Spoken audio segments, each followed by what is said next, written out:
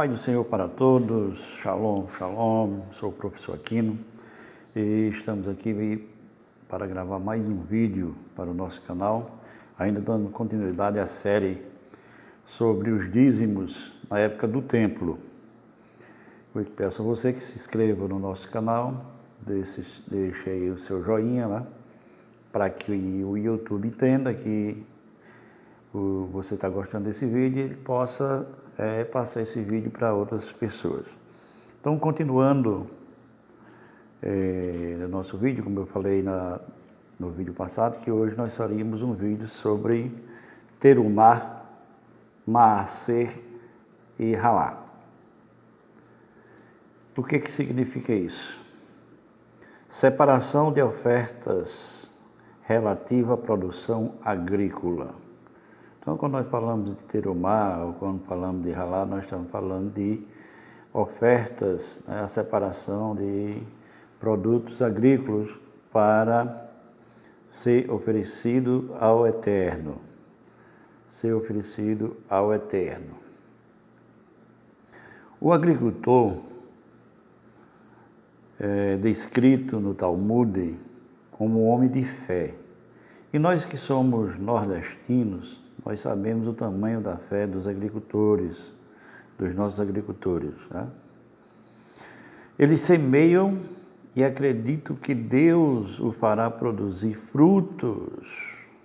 Então, todo ano, mesmo que os meteorologistas digam que vai ser seco, que não vai chover, mas o agricultor está lá, faz sua semeadura e ele acredita que Deus vai prover, né? E aquela semente vai produzir frutos. Então, as primícias são conhecidas como bicurim. Os primeiros frutos que amadurecem, eles marcam aqueles frutos, recolhem aquele fruto e levam a Jerusalém para ser doado como oferta. A oferta do sacerdote é conhecida como terumá. No término da colheita, uma primeira oferta era separada para o sacerdote. Então, quando terminava a colheita, quando amadureciam os primeiros frutos, ele marcava aqueles frutos e levavam de oferta até a cidade santa, Jerusalém. A segunda oferta, que era a oferta dos Kohanim, né, dos sacerdotes, chamada de Terumá, que era no término da colheita. Ao término da colheita também tirava a oferta para levar ao sacerdote. A terceira oferta é a Halá, é a massa do Kohen, a massa que é tirada para o sacerdote. Essa massa é aquela massa dos pães do Shabat. Então, era separado uma quantidade e levada, uma porção, e levada ao sacerdote. Hoje em dia, as donas de casa, quando vão fazer o pão do Shabat, elas tiram uma parte dessa massa e queimam essa massa. Isso era tirado antes da preparação dos pães, antes de assar os pães. Hoje elas queimam para que aquela massa não tenha utilidade. O quarto é o primeiro dízimo, chamado de Maaser Rishon. Depois de de trazer a colheita para casa, né? Depois eles fizerem a colheita, apanharem a colheita e trazerem para casa, separa-se 1/10 para os levitas. Então, você separa 10% de toda essa colheita, e essa colheita esse dízimo é para os levitas, exclusivamente os levitas.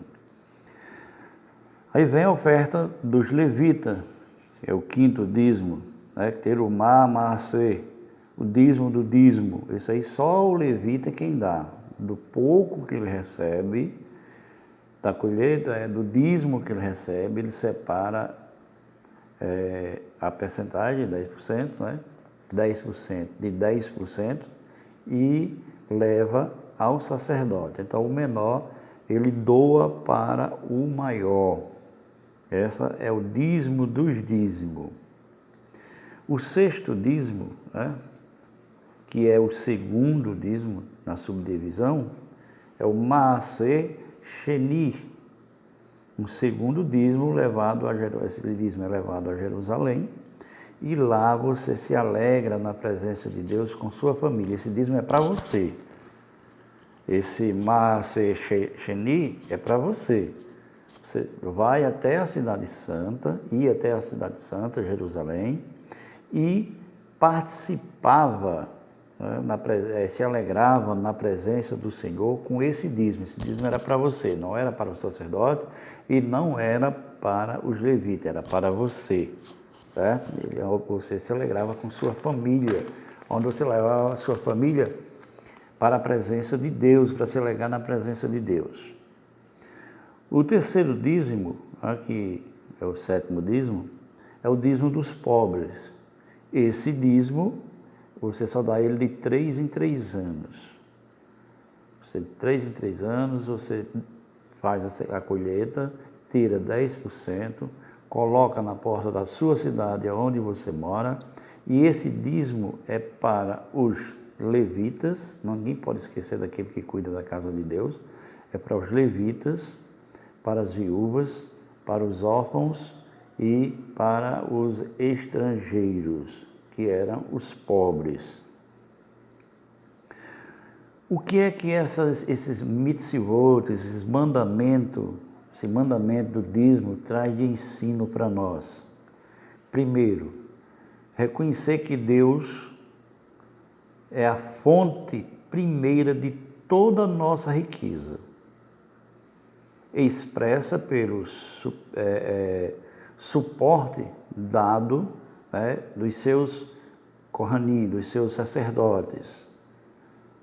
Primeiro dízimo, segundo dízimo, terceiro dízimo.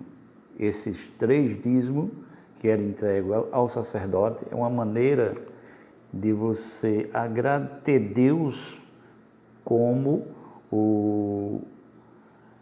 a fonte de riqueza sua, de que é Deus quem lhe mantém através do cuidado de quem? Através do cuidado espiritual do sacerdote. O segundo ensinamento é nos levar a pensar, em primeiro lugar, naquele que nos deu suporte espiritual. Então, o segundo ensinamento que eu tiro dessa lei do dízimo, desse mandamento do dízimo, é eu pensar naqueles que me dão suporte espirituais. Então, eles, os levitas que cuidam do templo, todo o trabalho do templo era feito pelo levita. Então, eu aprendo com a lei do dízimo que essas pessoas me dão suporte espiritual. O terceiro dízimo, que é o dízimo dos dízimos, esse é para ensinar ao levita que mesmo aquele que recebe pouco, que recebe um dízimo, ele também tem que dizimar, agradecer a Deus através das suas ofertas, através dos seus dízimos. O quarto ensinamento é usar o júbilo sagrado como nosso meio materiais, com os nossos meios materiais, como meio de nos alegrar na presença de Deus. Então, eu uso esse dízimo, que é o segundo dízimo que eu levo à presença de Deus na Cidade Santa, que me alegra com minha família, como um ensinamento de sempre eu estar junto com minha família, na presença de Deus, nos alegrando.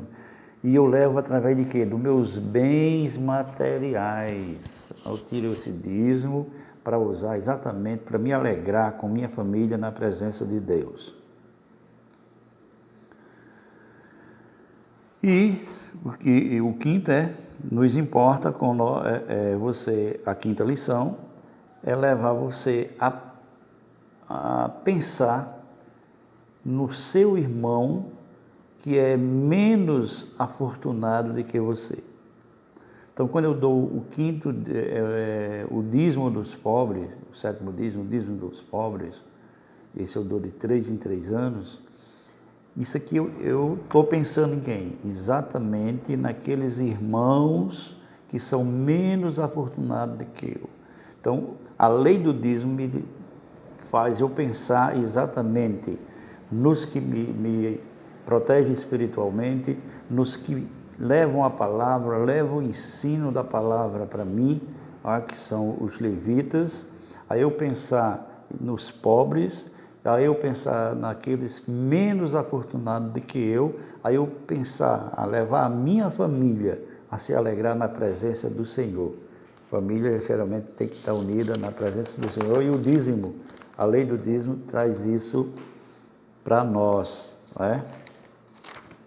Agora, eu quero falar de um assunto que é a fé grega e a fidelidade hebraica.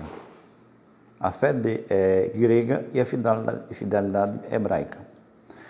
Lógico que foi de grande importância quando traduziram a Bíblia do hebraico para o grego. Isso foi de uma grande importância para o mundo todo. Só que algumas palavras gregas, elas perdem o sentido no caso da palavra hebraica. Ela tem outro sentido. Por exemplo, a palavra emuná, ela representa fidelidade, enquanto que a palavra pistis, no grego, acho que pronuncia assim, ela representa fé, é traduzida por fé. Então, nas nossas Bíblias, traduzida essa palavra pistis como fé, e o hebraico ela traz a palavra emuná, que é uma grande diferença. O que é emuná? Fidelidade. Ser leal a alguém. É você ser leal a algum pensamento. É você ser leal à Torá, ao Eterno.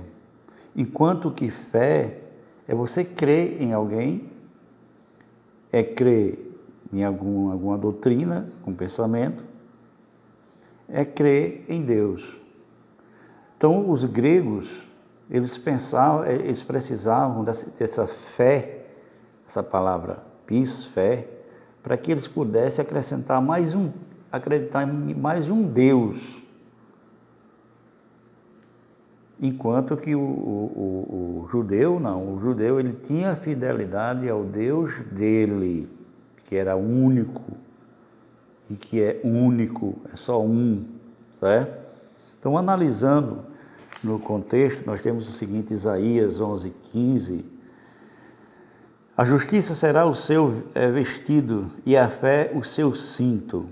Como isso ficaria no hebraico, trocando a palavra do grego, pistis, para emuná, ficaria da seguinte maneira: a justiça será o seu vestido e a fidelidade o seu cinto. Você vê que há uma diferença muito profunda nisso aí, nessa troca. Abacuque 2:4, a alma do ímpio está cheia de orgulho, mas o homem justo viverá pela fé. Como é que ficaria colocando a palavra emuná, se não colocasse a palavra grega, fé?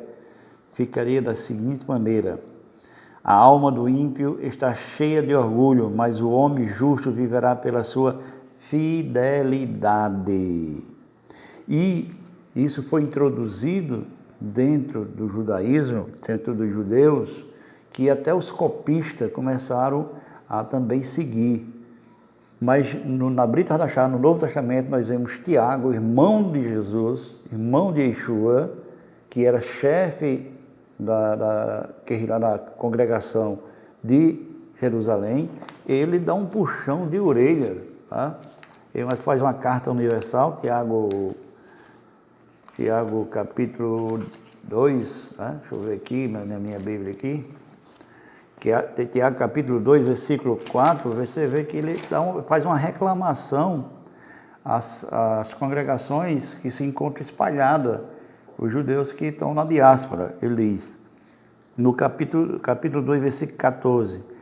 De que adianta, meu irmão, alguém dizer que tem fé e se não tiver ações que comprovem? Este tipo de fé é capaz de salvar? Isso é uma pergunta que ele faz. Será que esse tipo de fé é capaz de salvar? É capaz realmente? Tiago 2,17, no 2,17, ele fala: da mesma forma, a fé por si mesma, se não for acompanhada de ações, está morta. Isso aqui Tiago estava reclamando porque estava introduzindo essa palavra pis, né? Fé, no lugar de emuná, de fidelidade. Ainda na mesma carta, no versículo 18, ele diz: mas alguém dirá que você tem fé e eu tenho ações concretas. Mostre-me essa sua fé sem atos e eu lhe mostrarei a minha fé por intermédio das minhas ações. Mostre a sua fé sem ações, sem obras, sem atos, que eu mostrarei a minha fé pelas minhas obras, pelos meus atos. Isso foi uma reclamação que Tiago fez a respeito essa palavra grega está entrando dentro do judaísmo.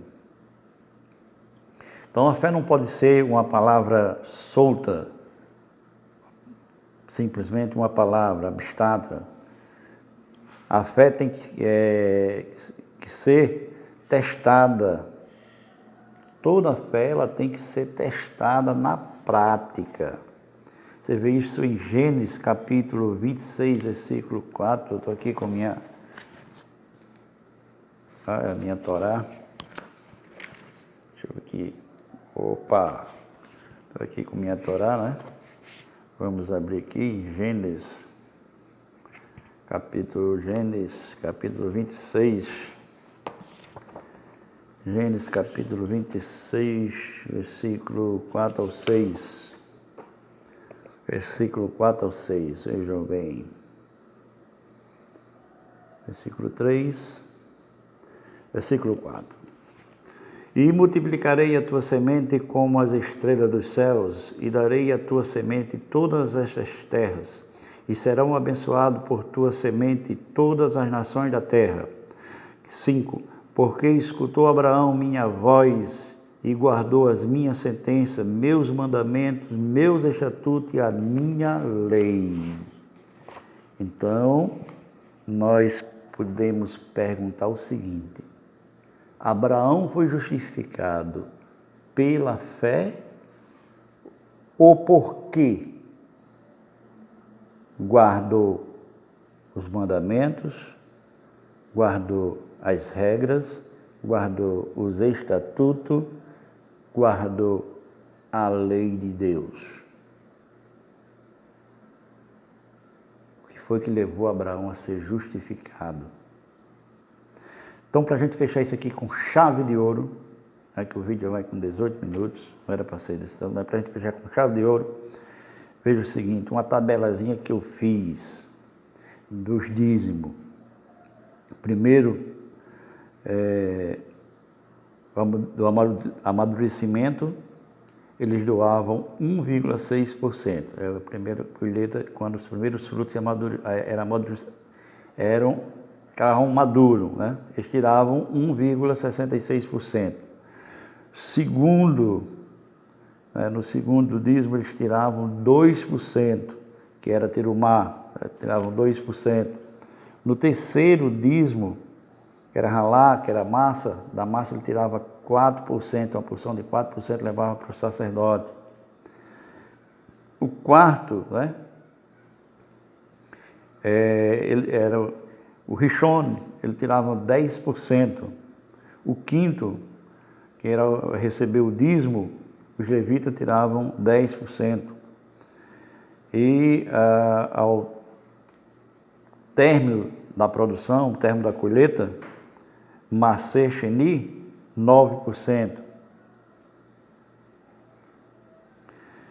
No final da colheita, tirava-se também no Macê Ani, dízimo dos pobres, 9%. Se você somar tudo, menos o dízimo dos dízimos, que era o dízimo dos levitas, eles doavam 26,66% e não 10%. Isso aqui, meu irmão, aleluia, isso aqui é fidelidade. Hoje, muitos têm dificuldade de ser fiel em 10%. Aqui, eles eram fiel em 26,66%. Ah, meu Deus, me dá esse dom de fidelidade tão grande quanto o teu povo tem.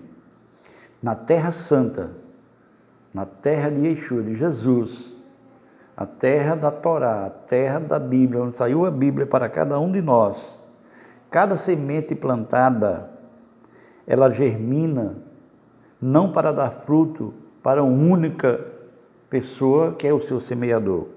Ela germina para que dê fruto também para aquele que leva a palavra de Deus, aquele que nos mantém espiritualmente ligado a Deus, aquele que cuida da nossa espiritualidade, que é aquele que prega a palavra, que prega boas novas, que leva a palavra, aquele que faz a obra do Senhor. Fiquem com essa palavra, que Deus vos abençoe. Se inscrevam no canal e deixe seu joinha. Amanhã temos vídeo de novo, continuando a série dos dízimos. Amanhã nós vamos falar tudo, mas tudo que você sempre quis saber sobre dízimo.